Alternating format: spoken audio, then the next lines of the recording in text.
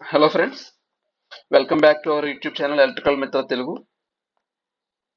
Today we are going to discuss about Ohm's law, KCL and KVL problems. And just let's recall what is Ohm's law, what is KCL and what is KVL. Okay, without any delay, let's get into the topic directly. So we are going to discuss Ohm's law, KCL and KVL laws and problems. So first thing, what is Ohm's law? Already we have discussed about definition of the Ohm's law. Let us just briefly recall what is the Ohm's law. So, what the definition of Ohm's law saying? ఏం చెప్తుందంటే ఏదైనా ఒక conductor తీసుకుంటే అందులో current flowing అన్నది ఎలా ఉంటుంది applied voltage కి డైరెక్ట్లీ ప్రొపోర్షనల్ ఉంటుంది అని చెప్తుంది. బట్ కండిషన్స్ ఏంటి? Constant temperature and pressure. So already మనం ప్రీవియస్ క్లాస్ లో లిమిటేషన్స్ ఏంటని తెలుసుకున్నాం. లైక్ సెమీ కండక్టర్స్ కి అప్లై అవ్వదు, వాక్యూమ్ ట్యూబ్స్ కి అప్లై అవ్వదు, ఎలక్ట్రోలైట్స్ కి అప్లై అవ్వదు, స్టాండర్డ్ టెంపరేచర్ ప్రెషర్ మెయింటైన్ అవ్వకపోతే అప్లై అవ్వదు అని నేర్చుకున్నాం. సో ఇక్కడ ప్రాక్టికాలిటీ, ఓమ్స్ లో ప్రాక్టికాలిటీని అయితే చూద్దాం. ఏంటంటే మనం చెప్పిన డెఫినేషన్ ఇక్కడ బాక్స్ ఫామ్ లోనే ఇండికేట్ చేశాను. ఏంటి అంటున్నాడు? అప్లై చేస్తున్న current flowing through conductor is directly proportional to the applied voltage across the two ends.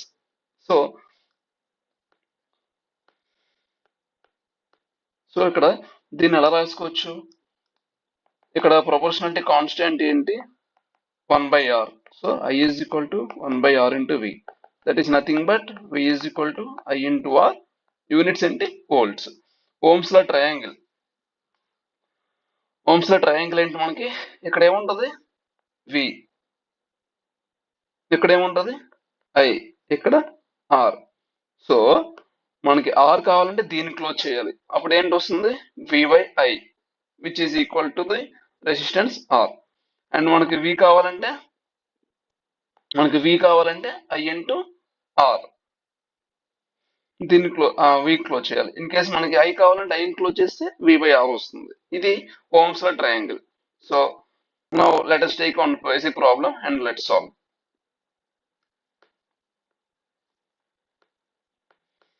ఇక్కడ సో ఇదొక కండక్టర్ అనుకుంటే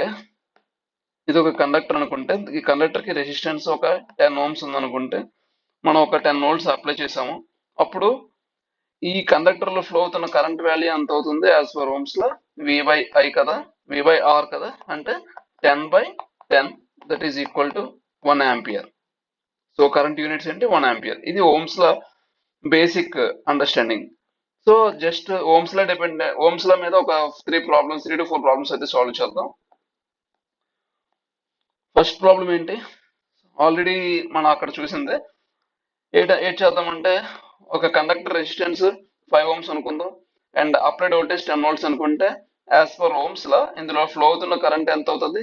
V/R, that is nothing but 10/5 and that means 2 amps.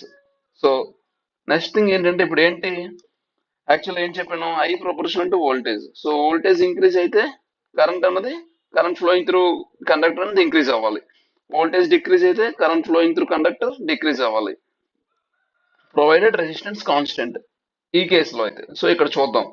ఇక్కడ ఈ రెండింటితో కంపేర్ చేస్తుంటే ఇక్కడ వోల్టేజ్ ఎంత ఉంది? ఇక్కడ వోల్టేజ్ 10 volts ఇచ్చాం, ఇక్కడ వోల్టేజ్ 20 volts అప్లై చేసాం. చూడండి రెసిస్టెన్స్ సేమ్. నౌ ఈ సర్క్యూట్ లో ఫ్లో అయ్యే కరెంట్ కి డిఫరెన్స్ ఉంటుంది. అది ఎలా అంటే సో ఇక్కడ కరెంట్ కావాలంటే ఓమ్స్ లా అప్లై చేస్తే ఎంత వస్తుంది? 20/5, నథింగ్ బట్ 4 amps. ఏమైంది? ఇక్కడ వోల్టేజ్ 20 volts డబుల్ అయింది. ఇక్కడతో కంపేర్ చేస్తే ఇక్కడ వోల్టేజ్ డబుల్ అయింది. So current flowing through resistance కూడా డబుల్ అయింది. దట్ ఈస్ నథింగ్ బట్ ఇక్కడ 2 amps వచ్చింది, ఇక్కడ 4 amps వచ్చింది. సో అంటే వోల్టేజ్ ఇంక్రీజ్ చేస్తే కరెంట్ అన్నది ఇంక్రీజ్ అయింది. ఇన్ ద సేమ్ వే మనం ఇప్పుడు వోల్టేజ్ సేమ్ ఇక్కడ 10 volts ఉంది కదా, అదే 10 volts తీసుకుందాం. ఇదే 10 volts తీసుకొని రెసిస్టెన్స్ ఇంక్రీజ్ చేసాం. ముందు ఎంత ఉంది? 5 ohms ఉంది. ఇప్పుడు రెసిస్టెన్స్ ఇంక్రీజ్ చేసి ఇంకో రెసిస్టెన్స్ యాడ్ చేసాం. సో ఈక్వలెంట్ రెసిస్టెన్స్ సిరీస్ లో ఎంత? 5 + 15, that means some of all branches resistance కాబట్టి 20 ohms అవుతుంది.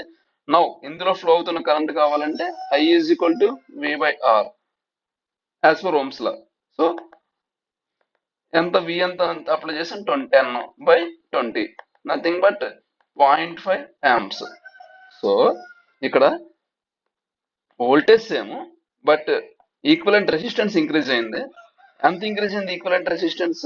4 times ఇంక్రీజ్ అయింది. సో కరెంట్ ఎంత డిక్రీజ్ అయింది? 4 times డిక్రీజ్ అయింది. So current is inversely proportional to resistance. ఏంటి? Current flowing through element is inversely proportional to the resistance which is proved here. ఇక్కడ 0.5 amps, ఇక్కడ 2 amps, ఇక్కడ 4 amps. ఇక్కడికి compare చేసుకుంటే వోల్టేజ్ డబుల్ చేసాం. అండ్ ఈ సర్క్యూట్ కి ఇంప్లిమెంట్ చేస్తే వోల్టేజ్ కాన్స్టెంట్ నుంచి రెసిస్టెన్స్ అన్నది డబుల్ చేసాం. సో ఇప్పుడు సేమ్ ఇక్కడ ఏమైంది? ఇక్కడ వోల్టేజ్ ని ఇంక్రీజ్ చేసాం, అలానే రెసిస్టెన్స్ ని కూడా ఇంక్రీజ్ చేసాం. కంపేర్ టు ఈ సర్క్యూట్ మనం ఇక్కడ వోల్టేజ్ ని ఇంక్రీజ్ చేసాం, రెసిస్టెన్స్ ని ఇంక్రీజ్ చేసాం. So as per Ohm's law మనకి ఇందులో ఫ్లో అవుతున్న కరెంట్ ఫార్ములా ఏంటి? V/R కదా. V అంటే 20 volts బై ఈక్వలెంట్ రెసిస్టెన్స్ అంతా 5 + 15, 20/20 is equal to 1 ampere. So ఈ సర్క్యూట్ తో కంపేర్ చేస్తే ఈ సర్క్యూట్ లో ఎంత వచ్చింది? 1 amp, అంటే 50% రెడ్యూస్ అయింది. ఎందుకు ఈ సర్క్యూట్ తో కంపేర్ చేసుకుంటే ఇక్కడ వోల్టేజ్ అన్నది 2 times ఇంక్రీజ్ చేసాం, బట్ ఇక్కడ రెసిస్టెన్స్ తో కంపేర్ చేసుకుంటే ఈ సర్క్యూట్ లో రెసిస్టెన్స్ అన్నది మనం 4 times ఇంక్రీజ్ చేసాం. సో మనం ఈ ఓమ్స్ లాని అప్లై చేసుకుంటే I is equal to V/R కదా. సో ఫస్ట్ సర్క్యూట్ తో కంపేర్ చేసుకుంటే వోల్టేజ్ అన్నది 2 times ఇంక్రీజ్ చేసాం అండ్ రెసిస్టెన్స్ 4 times ఇంక్రీజ్ చేసాం. So 2 1s are 2 2s. So ఈ సర్క్యూట్ లో ఫస్ట్ సర్క్యూట్ తో కంపేర్ చేస్తే ఎంత అయింది? Half of the 2 amps, nothing but 1 amp. So ఇది బేసికలీ ఓమ్స్ లా చెప్పేది. అంటే how current flowing through conductor are resistance varies with respect to increase in voltage or with respect to increase in resistance. ఏంటి? With respect to increase in voltage and with respect to increase in resistance. Okay, now let's move to the next topic, that is KCL. KCL అంటే ఏంటి? KCL అంటే ఏంటి? ఏదైనా ఒక junction లో, అంటే nothing but అసలు యాక్చువల్లీ KCL అంటే కిర్చాఫ్స్ కరెంట్ లా. ఇది కిర్చాఫ్స్ లాస్ లోనే ఇది ఒక ఫస్ట్ లా. సెకండ్ లా KVL అవుతుంది. ఈ KCL ఏం చెప్తుందంటే at any junction algebraic sum of a currents is 0. దాన్ని ఇక్కడ మనం ఎలా ప్రజెంట్ చేయొచ్చు అంటే, సపోజ్ ఈ పాయింట్ జంక్షన్ అనుకుందాం.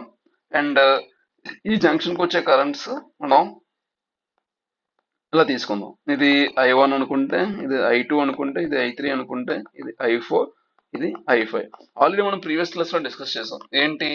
కరెంట్స్ ఎంటరింగ్ ద జంక్షన్ కి ఒక సైన్ పాజిటివ్ సైన్ ఇచ్చుకుంటే, కరెంట్స్ లీవింగ్ ద జంక్షన్ కి నెగిటివ్ సైన్ ఇచ్చుకోవాలి. అకార్డింగ్లీ మనకి ఇక్కడ దాన్ని అప్లై చేస్తే ఏమవుతుంది? కరెంట్ ఎంటరింగ్ ద జంక్షన్ అండి I1 + I2 + I3. Currents leaving the junction అండి I4 అండ్ I5. వీటికి ఏ సైన్ ఇవ్వాలి? నెగిటివ్ సైన్ ఇవ్వాలి. So -I4 - I5 algebraic some కదా. ఇది దేనికి ఈక్వల్ అయింది? ఒక జంక్షన్ దగ్గర 0కి ఈక్వల్ అయింది. So this is the basic definition of KCL. Now let's implement the same in the circuits. So మనం ఇక్కడ ఒక 7 volts ఇచ్చాం అనుకుందాం. ఇదేంటండి? Series and parallel combination of A network. ఈ రెండు ఎలిమెంట్స్ సిరీస్ లో ఉన్నాయి. ఎందుకు? ఈ రెసిస్టర్ యొక్క ఎండ్ ఈ రెసిస్టర్ యొక్క సెకండ్ ఎండ్ అనేది ఈ రెసిస్టర్ యొక్క ఫస్ట్ ఎండ్ కి కనెక్ట్ అయింది. కాబట్టి ఈ రెండు series combination. And entire this equivalent అన్నది ఈ రెసిస్టర్ కి ఎలా ఉంది? ప్యారలల్ లో ఉంది. Okay, now across this resistance ఎంత వోల్ట్స్ అపియర్ అవుతుంది? 7 volts. Across this branch 7 volts appear అవుతుంది. Now current flowing through this resistance, that this 2 ohms resistance ఎంత అవుతుందండి? As per Ohm's law 7/2, nothing but 3.5 amps. అలానే current flowing through this 3 ohms and 4 ohms ఎంత అవుతుంది అంటే 7/7, 3 + 4 7 కదా. So is equal to 1 ampere.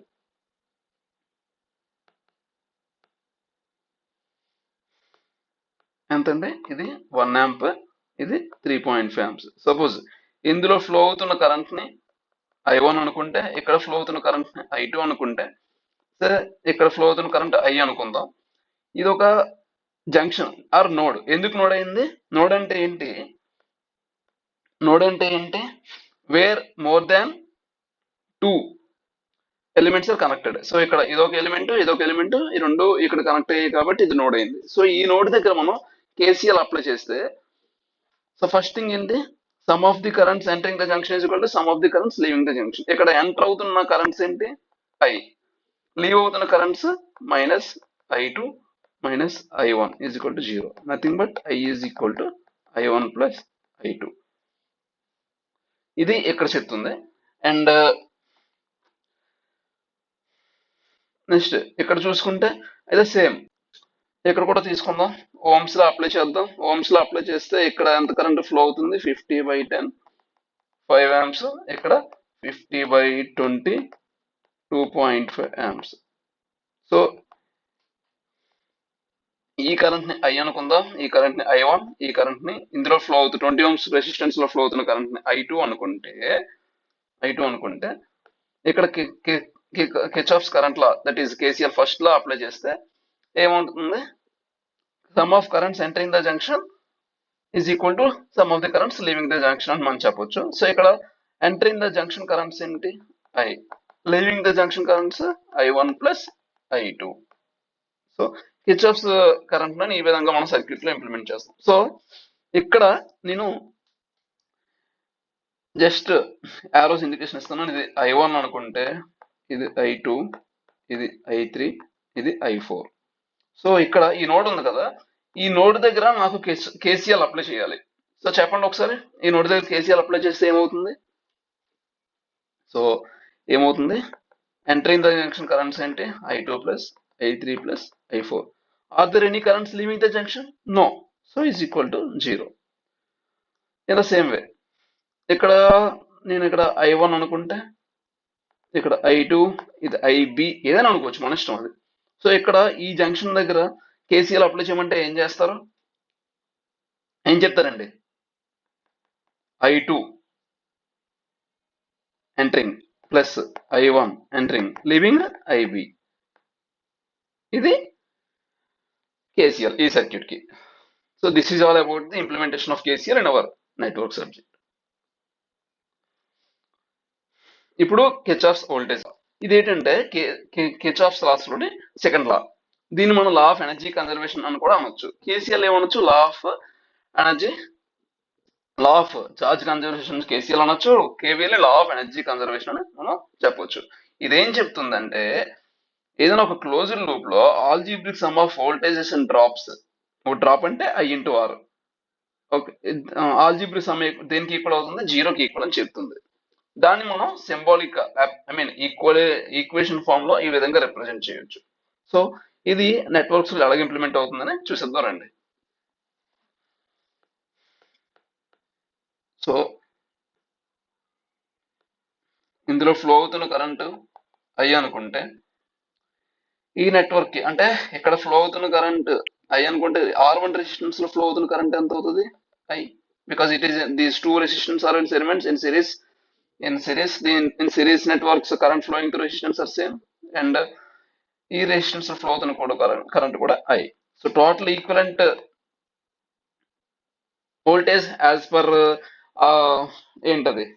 KVL ఏంటి అవుతుంది? ఏంటన్నా algebraic sum of voltages and drops. So voltage and చూడండి ఇక్కడ వోల్టేజ్ ఈ సోర్స్ దగ్గర ఏమవుతుంది? ఈ సోర్స్ దగ్గర ఏమవుతుంది? వోల్టేజ్ అన్నది వోల్టేజ్ దగ్గర నుంచి కరెంట్ లీవ్ అవుతుంది. ఓకే, అండ్ ఈ రెసిస్టెన్స్, ఈ ఫస్ట్ రెసిస్టెన్స్ సెకండ్ రెసిస్టెన్స్ లో కరెంట్ ఏమవుతుంది? ఎంటర్ అవుతుంది. సో లీవ్ అవుతున్న దగ్గర పాజిటివ్ తీసుకుని, ఎంటర్ అవుతున్న ఎలిమెంట్స్ కి నెగిటివ్ తీసుకోవాలి. సో దీనికి KCL అప్లై చేసినట్లయితే కేవీఎల్ అప్లై చేసినట్లయితే ఏమవుతుంది? Positive, it is leaving because current is leaving from voltage source, minus I into R1 minus I into R2 is equal to 0. Algebraic sum of voltages and the drops. So దానికి మనం అలా రాసుకోవచ్చు, V is equal to I into R1 plus I into R2. ఇది ఈ circuit యొక్క KVL అండి. Now let's move to this circuit. ఇదే network అండి, సిరీస్ నెట్వర్క్. సిరీస్ లో కరెంట్ ఏమవుతుంది? సేమ్ గా ఉంటుంది. So as for ohm's law and equivalent resistance and series network ఏంటి? Sum of all the resistors in a network. అంటే ఇక్కడ ఎంత? 2 + 3 + 4 + 5. అంటే 4 + 3 7 + 2 9 + 5 14 ohms. So current flowing through this network ఎంత అవుతుంది? యాజ్ ఫర్ ఓమ్స్ లో V/R కాబట్టి R ఈక్వలెంట్ ఇక్కడ. సో V ఎంత?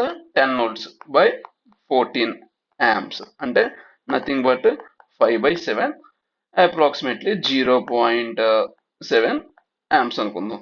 సో ఇక్కడ కేవీఎల్ అప్లై చేసుకుంటే ఇక్కడ సోర్స్ దగ్గర కరెంట్ ఏమవుతుంది? లీవ్ అవుతుంది. పాజిటివ్ సైన్ తీసుకుందాం. అండ్ అన్ని రెసిస్టెన్స్ దగ్గరికి కూడా కరెంట్ ఏమవుతుంది? ఎంటర్ అవుతుంది. సో వాటికి నెగిటివ్ సైన్ తీసుకోవాలి. -I/2 -I/3 -I/4 -I/5 is equal to 0. That's nothing but 10 is equal to I/2 plus 3 plus 4 plus 5. Just LHS side ఉన్నది RHS సైడ్ పంపించాను. మనకి కరెంట్ ఎంత వచ్చిందండి? 10/14. సో ఇదంతా 2 + 3 5 5 + 4 9 + 5 14.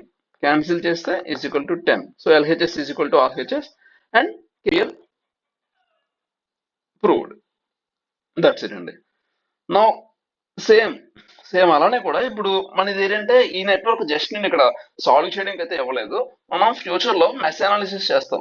నెక్స్ట్ 2-3 లెక్చర్స్ తర్వాత మెష్ అనాలిసిస్ నోడ్ అనాలిసిస్ చేసినప్పుడు ఒక్కొక్క మెష్ లోని ఒక్కొక్క కరెంట్, దీంట్లో I1 అని ఫ్లో అవుతుంది, దీంట్లో I2 అని ఫ్లో అవుతుంది అనుకుంటే, ఇందులో I3 అని ఫ్లో అవుతుంది అని మనం తీసుకుంటే ప్రతి మెష్ లో కూడా కేవీఎల్ అప్లై చేసి నెట్వర్క్ ని సాల్వ్ చేస్తాం. అందు గురించి మాత్రం ఈ నెట్వర్క్ ని ఇక్కడ ప్లేస్ చేస్తాం. అంతే అండి. ఇక్కడతో ఈరోజు టాపిక్ అయితే క్లోజ్ చేస్తున్నాను. Thank you so much for watching this video until the end. And in the next video we will meet with another new topic, that is types of sources. That means what is independent source, what is voltage source, what is current source, what is dependent sources in our next lecture. Thank you so much. And if you like this content, please like, share and subscribe and comment whatever doubts you have.